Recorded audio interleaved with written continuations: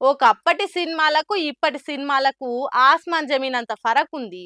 అప్పటి సినిమాలల్ల జోకులు గాని, డాన్సులు గాని, డైలాగులు గాని, నలుగుట్ల ఇంటోళ్ళతోని కూసొని చూడనికి ఏం బాధ ఉండకపోయేది. కానీ ఇప్పుడొస్తున్న కొన్ని సినిమాలున్నాయి చూడుర్రి. అబ్బబ్బా!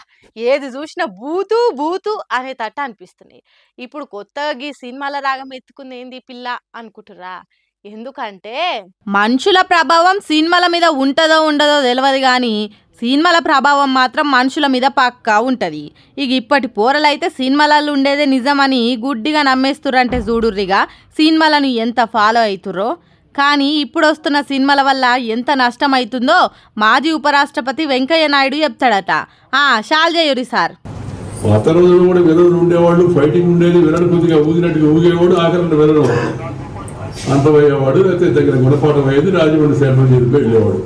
ఇప్పుడు అట్ట కాదు, విలన్ నెగటివ్ క్యారెక్టర్ హీరో చేస్తారు. చాలా తప్పు.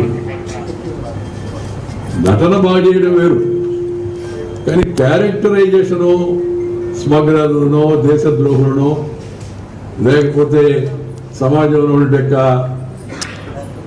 తప్పుడు విధానాలు పాటించే వాళ్ళనో మనం హీరోయిజం, అది హీరోయిజం అనిపిస్తుంది. చేయకూడదు, అలాంటి ఆదర్శాన్ని పిల్లల ముందు పెట్టకూడదు.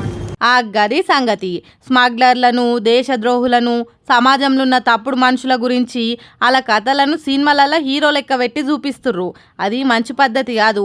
మీరు ఇట్లా పిచ్చి సినిమాలు తీస్తే జనాలు వాళ్ళనే నిజంగా హీరోలు అనుకొని కొందరు అసొంటి అలవాట్లే నేర్చుకుంటారు. మీరు అట్లా సినిమాలు తీస్తే ఇప్పటి జనరేషన్ వాళ్ళకు గొప్ప గొప్పల గురించి ఎప్పుడు తెలుస్తుంది? అందుకే ఏదైనా సినిమా తీసేటప్పుడు దాని ప్రభావం ఎంత ఉంటుంది, దానివల్ల ఏమైనా మంచి నేర్చుకున్నామా లేదా అన్నట్టు ఆలోచన చేయుర్రి. ఎందరో గొప్పోళ్ళు మంచి పనులు చేసి చరిత్రలో నిలిచిపోయిన వాళ్ళు ఉన్నారు. వాళ్ళ గురించి దియ్యుర్రి మంచిగుంటుంది అనుకుంటా గిట్లనే ఓ ప్రెస్ మీట్లో చెప్పుకొచ్చిండు సినిమాళ్ళు అందరికీ.